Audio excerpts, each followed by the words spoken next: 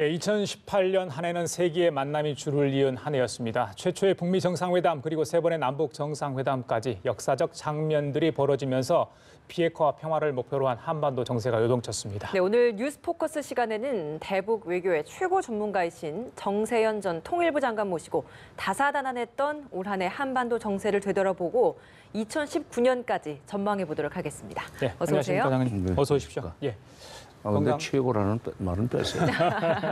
예, 40년 동안 뭐 통일부 장관 2번 하시고 또 교수로 계시면서 남북 관계에 계속 이렇게 천착을 하고 계셔서 저희들이 그런 이제 말씀을 좀 붙였는데 예, 그래서 올 한 해 그동안 뭐 여러 가지 공직 생활이랄지 또 교수 강단에 섰던 생활을 다 통틀어서도 우리 장관님께 좀 각별한 한 해가 아니었나 싶습니다. 돌아보시면 남북 관계 어떻게 평가를 할 수 있겠습니까? 작년 한 해, 금년이죠. 예. 벌써 지금 금년 한 해는 연초부터 격동의 시간이었었습니다. 작년에 4월 위기설, 8월 위기설, 10월 위기설 이렇게 전쟁 위기설이 말로 한반도 상공을 짓누르고 있던 시절에 이게 앞으로 남북 대화는 할 수나 있겠는가. 그다음에 문제는 북핵 문제인데, 북핵 문제 때문인데 북핵 문제 해결의 어떤 돌파구를 마련할 수 있을까? 그게 해결 안 되면 결국 전쟁으로 가는 거 아닌가 불안했었는데 예. 연초에 갑자기 남북 정상회담 제안입니다. 사실 2월 9일 날 친서에 김여정 특사가 가져온 친서에 문재인 대통령의 평양 방문을 초청한 것은 남북 정상회담 제의예요. 그걸로부터 이제 분위기가 확 바뀌고 남북 정상회담을 한 뒤에 그걸 징검다리를 해서 6.12 북미 정상회담이 되고, 그러니까 6.12 북미 정상회담이 되면서 핵 문제는 이제 해결 국면으로 들어갔다고 봐야죠. 예. 그래서 금년 6월 이후는 우리가 좀 맘 편히 살 수 있었어요. 4월까지도 그게 불안했었습니다. 예. 그리고 대통령께서 이제 9월에 또 평양에 가시고요. 그렇죠. 예. 9월에 문 대통령의 그 방북 그 자체가 무슨 뭐 상징성은 있지만은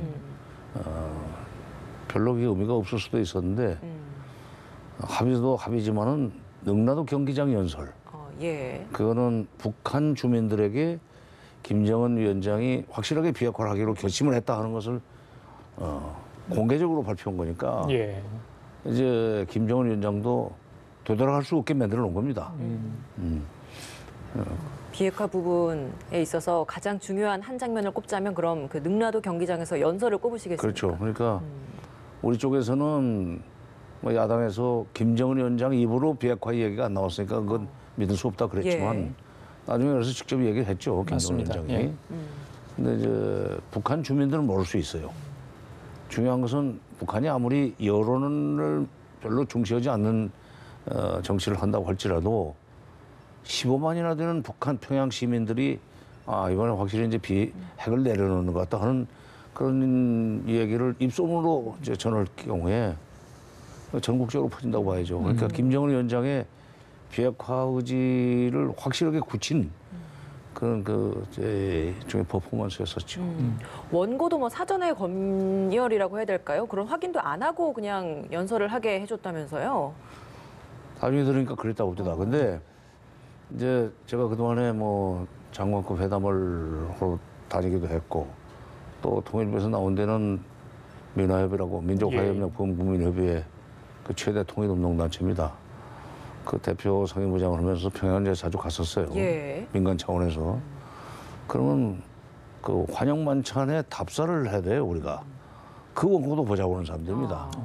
혹시 자기네들에게 무슨 불리한 얘기가 담기지 않았나. 근데 이번에는 그날 능라도 경기장에서 그 대통령 연설하시고 김정은 위원장이 그걸 듣는 장면이 나오는데 가끔 이렇게 몸짓을 하고 미간을 찌푸리면서 미간을 찌푸린다는 얘기는 기분 나쁘다는 얘기가 아니라 처음 이게 듣는 이야기처럼. 굉장히 긴장하는 예. 긴장하고 듣는 거죠. 그걸 보고는 이건 사전 그 검토가 없었구나. 나중에 보니까 그런 거 없었다고 그래요. 그러니까 그거는 사전 보고 검토 없이 연설할 수 있게 7분이나 연설할 수 있게 해줬다는 얘기는 김정은 위원장이 문 대통령에 대해서 신뢰한다는, 문 대통령을 신뢰한다는 증거에서 앞으로 굉장히 의미가 있었군요. 뭐 잘 될 것 같다 하는 느낌을 받았었죠. 예, 그 세 차례 남북 정상회담 통해 말씀을 하셨지만, 그러니까 남북 정상이 신뢰 정도 어느 정도 구축이 됐다. 뭐 도보다리 산책이랄지 또 이제 삼지연 산책이랄지 여러 가지 이제 극적인 장면들이 많이 연출되지 않았습니까? 예.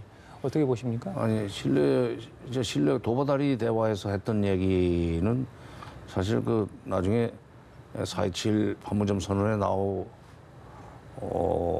아주 표현된 얘기들을 이제 많이 압축해서 정리를 해서 얘기했고, 또 그 도보다리에서 했던 얘기가 6.12 공동선언의 기초가 됐습니다. 그 이제 다시 한번 상기하면, 미국이 종전하고 불가침을 불가침만 약속해주면 우리가 왜 핵을 가지고 경제적으로 어렵게 살겠습니까? 그러니까 미국이 불가침 보장해주고 그다음에 수교만 해준다면 핵을 내려놓겠다. 근데 핵을 내려놓는 이유는 경제적으로 잘 살기 위해서. 경제적으로 잘 살기 위해서 핵과 미사일을 내려놓고 그 대신 미국으로부터 수교도 받아내고 경제 지원도 받아내고 군사적인 압박도 종식시키는 그런 그 구도로 싱가포르 갔었어요. 갔다고 봐요. 근데 그 얘기를 도보다리에 대해서 한 겁니다. 그러니까 그 6.12 정상회담의 예고편을 도보다리에서 얘기한 거죠. 그러니까 대통령에 대해서 이제 그런 얘기를 들었기 때문에 문 대통령으로서는 트럼프 김정은 회담을 맘 놓고 성사시킬 수 있었다고 봅니다. 예, 이렇게까지 사실 합의문에 도출된 내용들만 보면 앞으로 비핵화가 급 진전될 것 같다는 느낌을 많이 받았었는데, 그렇죠. 10월 이후에 이제 뭐 11월 달에 북미 고위급 회담이 무산이 되면서 사실 모든 게 좀 정체되어 있는 상황입니다. 지금 현 상황 좀 어떻게 바라보고 계십니까? 예, 6.12 정상회담은 사실 이제 정상회담을 바로 시작을 해가지고 합의를 해서 나온 겁니다. 그러니까 톱다운 방식으로 이걸 비핵화를 하려고 그랬고, 북한도 그런 순서가 좋다고 생각을 해서 적극 협조를 했는데, 호응을 했는데, 이게 이제 그걸 이행을 위한 실무 협의는 실무자들이 해야 되는 거 아니에요? 예. 사실 6.12 그 북미 정상 그 공동선언은 앞으로 무엇을 할 것인가만 합의를 했습니다. 그러니까 북미 관계 개선을 한다, 한 번 더 평화 체제를 구축한다, 비핵화를 한다. 큰 틀에서의 합의. 예. 그러니까 이것을 나중에 네 번째는 뭐 미군주의 송환이 있지만 그것은 좀 부록 같은 거고. 예. 그러니까 그 세 가지를 어떻게 할 것인가. 그러니까 what에 대해서는 합의를 했는데 how에 대해서는 합의를 못했어요. 그리고 일반적으로 그런 어떻게 할 것인가는 이제 실무회담에서 풀어나가게 돼 있습니다. 근데 실무급으로 회담이 협상이 넘어가면서 미국의 실무 관료들, 북핵 문제가 지금 93년에 터져가지고 25년 됐는데 25년 동안 북핵 문제 협상의 일선에서 일했던 사람들이 지금도 거기 남아 있습니다. 이 사람들은 기본적으로 북한은 믿을 수가 없으니까 북한이 선행동을 한 이후에 우리가 움직여야 된다는 그런 아주 고정관념을 가지고 있어요. 그걸 가지고 계속 북한의 선행동을 요구하다 보니까 실무회담이, 그러니까 장관급 회담이라 할지라도 폼페이오 김영철 회담을 3번이나 하지 않았어요? 네 번째 하려다가 불발이 됐죠. 근데 그 폼페이오가 실무자들이 얘기한 대로 김영철을 밀어붙이니까 접종을 못 만든 거예요. 그래서 회담도 한번 정상회담도 한번 깨질 뻔했었죠. 그 5월 달에, 5월 24일 날. 그거를 문 대통령이 5월 26일 다시 통일각으로 김정은 위원장 불러내려서 한 2시간 만난 뒤에 그걸 가지고 다시 이제 이어놓지 않았어요. 다시 실무급으로 내려가니까 또 말하자면 고질적인 그 협상 스타일이 나온 겁니다. 그러니까 북한도 미국이 북한을 못 믿는 것만큼 북한도 미국을 못 믿습니다. 못 믿는 실무자들끼리 앉아가지고 서로 책임 회피를 해야 되고 나중에 잘못하면 그 북한 같은 경우에는 바로 그 목숨과 바꿔야 되는 일이니까 함부로 협상하기가 어렵죠. 수시로 보고를 하지만 예. 그래서 그게 그 협상으로 내려가면서 실무 협상으로 내려가면서 악마는 디테일에 있다는 협상의 격언이 현실화되기 시작했어요. 지금까지 거의 계속되고 있습니다. 예. 그래서 그럼 이 상황 지금 어떻게 해결해 나가야 한다고 보십니까? 근데 이렇게 되면은 특히 이제 11월 8일 날 10월 8일 날 김영철이 뉴욕으로 가서 폼페오 만나기로 했다가 그게 불발되지 않았어요? 그렇죠. 그리고 그로부터 20일 후에 또 만나기로 했는데 또 불발됐습니다. 예. 이렇게 두 번씩이나 불발됐으면 이제는 도리 없이 문 대통령이 지난번 5.26 판문점 남북 정상회담을 해서 사실 그 북미 정상회담의 불씨를 살려낸 것처럼 좀 움직여줘야 돼요. 그러기 위해서는 사실 김정은 위원장이 이제 금년은 뭐 이제 온라인 몰살은 못 오는 것 같고 예, 서울답방 말씀하시는 연초로 거죠. 넘어가야 될 것 같은데 예. 서울답방을 반드시 하도록 촉구를 하고 김정은 위원장이 내려오면 거기서 적극적으로 설득을 해서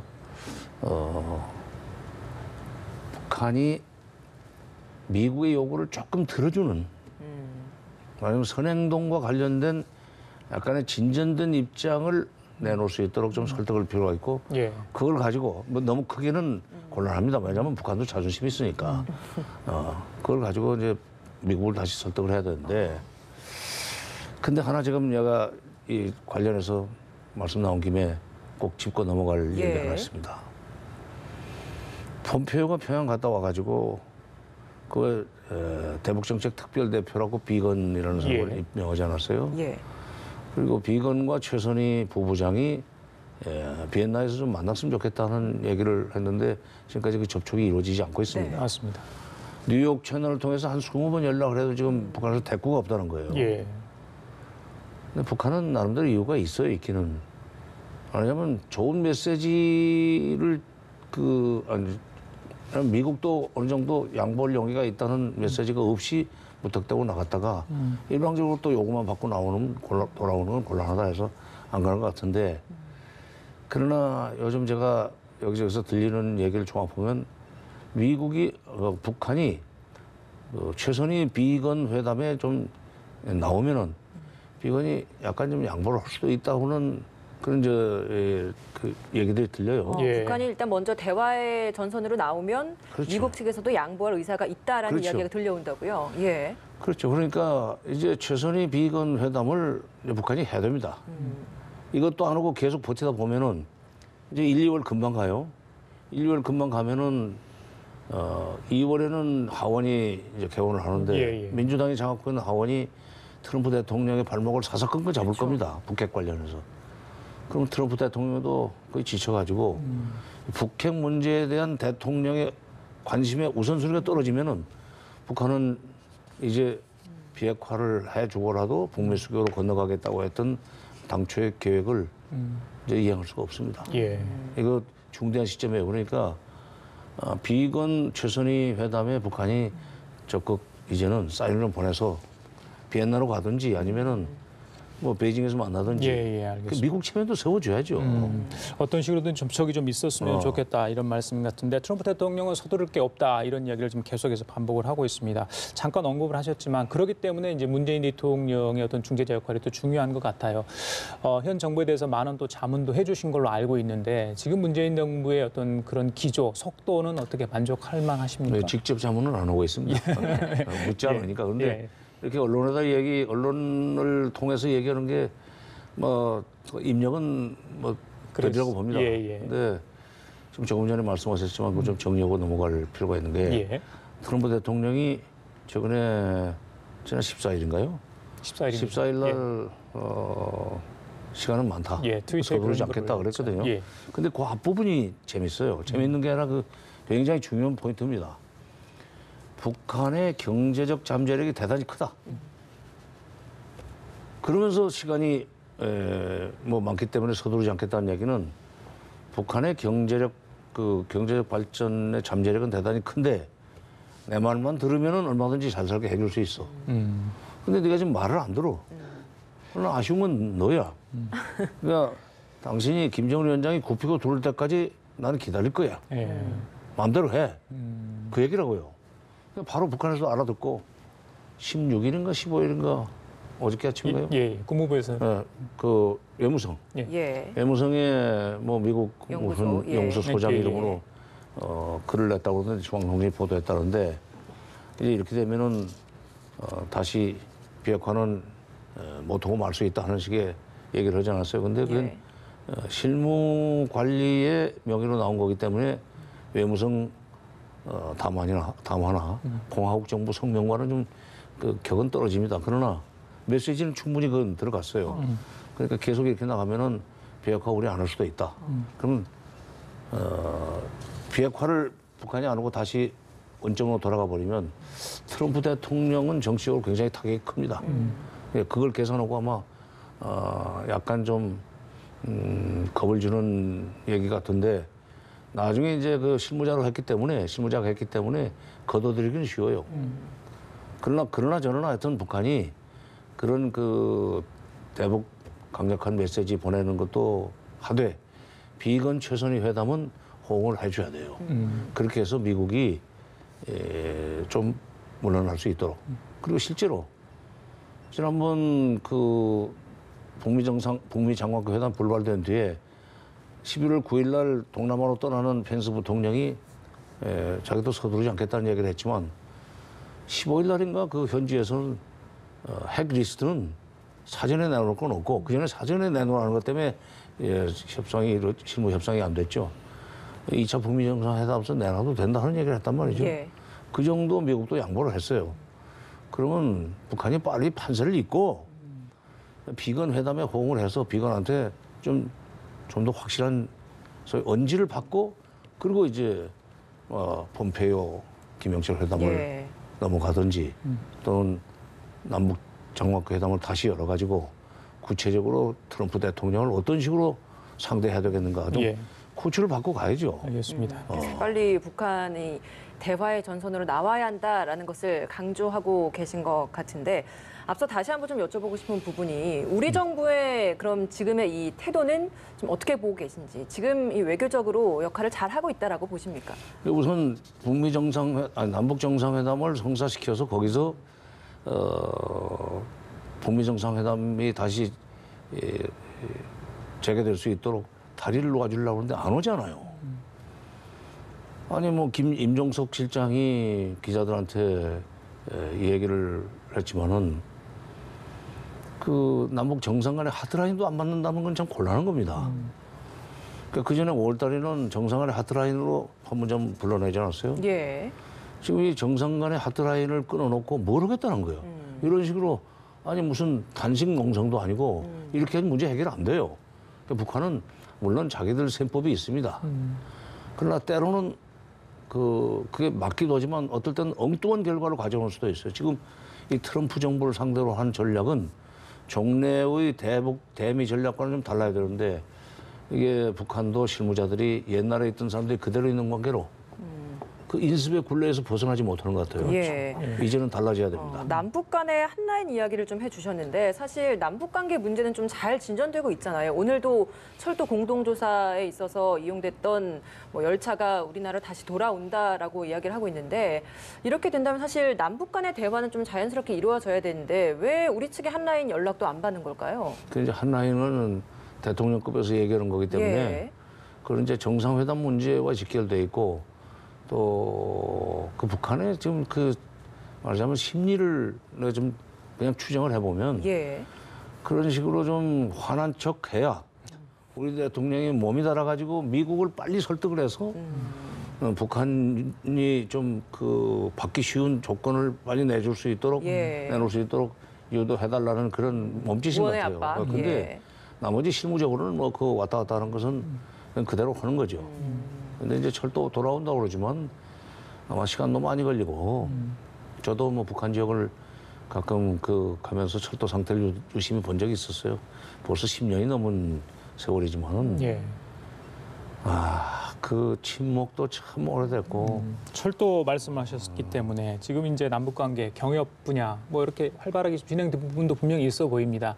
근데 이제 비핵화하고 같이 가야 되느냐 이 부분에 관련해서 조금 논란이 있지 그래서 않습니까? 이제 비핵화하고 유엔 제재 해제를 비핵화에다 걸어놨기 때문에 미국이 그 사소한 것도 지금 유엔 제재를 이유로 해서 미국이 좀 불편해합니다. 그러나 그거 비핵화가 마무리되려면은 예. 미국이 만족할 만큼 비핵화 되려면은 시간은 상당히 걸릴 거예요. 어떤 점에서는 트럼프 재선 직전에나 무슨 손에 잡히는 성과가 나올지 모릅니다. 그때까지 기다릴 수는 없는 거 아니에요. 그때마다 그러니까 앞으로 남북 경협이 됐건 인도적 지원이 됐건 유엔 제재와 관련된다고 유엔 제재와 관련된다는 명분으로 미국에서 제동을 거는 경우에는 사사건건 미국을 뭐 설득을 해서 하나씩 풀고 넘어가는 수밖에 없다고 생각합니다. 이번에 철도도로 그 공동조사도 처음에는 기름 싣고 간다고 못 가게 하지 않았어요. 그렇죠. 갖다 놓고 간다고. 예. 그 시간적으로 보면은 조명군 장관이 미국에 가서 폼페오 장관을 만나고 난 이후에 그 풀렸어요. 아마도 그 직접 그 얘기를 했을 겁니다. 왜냐하면 조 장관은 옛날에 한번 그 개성공단 관련해서 미국에서 굉장히 난색을 표하는 문제와 관련해서 직접 가서 국장 시절에 예.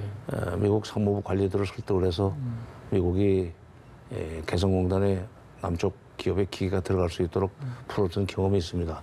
그러니까 이번에도 아마 그렇게 했던 것 같아요. 그러니까 사건별로 미국의 동의를 구해서 나갈지라도 우리는 남북관계 개선을 위해서 1cm씩이라도 나가야 되고 그러면서 그걸 통해서 그걸 계기로 그걸 레버리지로 북미 관계 개선이나 북핵 문제 해결에 북한이 적극적으로 협조하도록 설득을 해야 됩니다. 그러니까 예. 대통령급에서는 북미 정상회담 성사시키는 데 주력을 하고 예. 실무선에서는 남북 관계를 계속 긴밀하게 연결시켜서 그걸 가지고 대통령이 김정은 위원장을 움직일 때 설득할 때 밑에서 밑받침이 되도록 이렇게 좀 해나가야 될 필요가 있다고 생각합니다.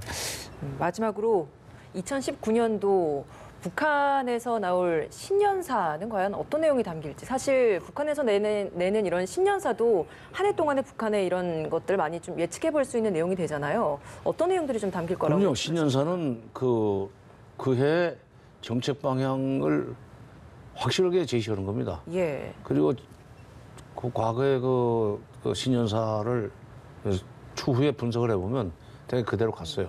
올해도 좀 그런 경향이 많았잖아요. 네, 올해도 신년사대로 움직였죠. 그러니까 근데 이제 이렇게 되면은 이제 핵 문제에 관해서 어떤 입장을 취할 것인지 가령 16일 날인가 이제 저쪽 실무자가 비핵화는 없던 일로 될 수 있다는 식으로 얘기를 했고 또 11월 8일 날 그 뉴욕 장관 회담 불발된 뒤에 9일자로 또 외교부 외무성 국장급이 핵경제 병진 노선으로 돌아갈 수 있다는 식으로 얘기를 했는데 저도 그 정도 위험한 짓은 않을 거예요. 계속 미국에 대해서 미국이 이 태도를 바꿔서 말하자면 온당한 자세로 나오기를 기다리면서 좀 더 지켜보겠다. 그 정도로 얘기하고 남북관계 개선 관련해서는 4.27 선언과 9.19 공동성명을 9.19네요. 예, 맞습니다. 9.19 선언을 그대로 이행해 나가자는 정도의 원론적인 얘기를 할 겁니다. 그리고 이제 기왕 시작한 철도도로 착공식을 계획대로 한다면 금년 12월 말 중에 한다고 그러니까 예. 그것도 빨리 속도를 내자는 식으로 얘기할 거고 철도가 시급합니다. 그러니까 그게 무슨 확 유턴하는 그런 메시지는 안 나올 것 같아요. 알겠습니다. 자, 올해 한반도 정세 그리고 내년 남북 관계까지 이야기를 나눠봤습니다. 아까 말씀 중에 1cm라도 진전해야 된다. 그 내용이 참 마음에 와닿습니다. 내년에도 좋은 결과가 좀 있었으면 좋겠다 이런 생각을 해봅니다. 지금까지 정세현 전 통일부 장관과 함께 얘기 나눠봤습니다. 오늘 말씀 잘 들었습니다. 고맙습니다. 감사합니다. 예.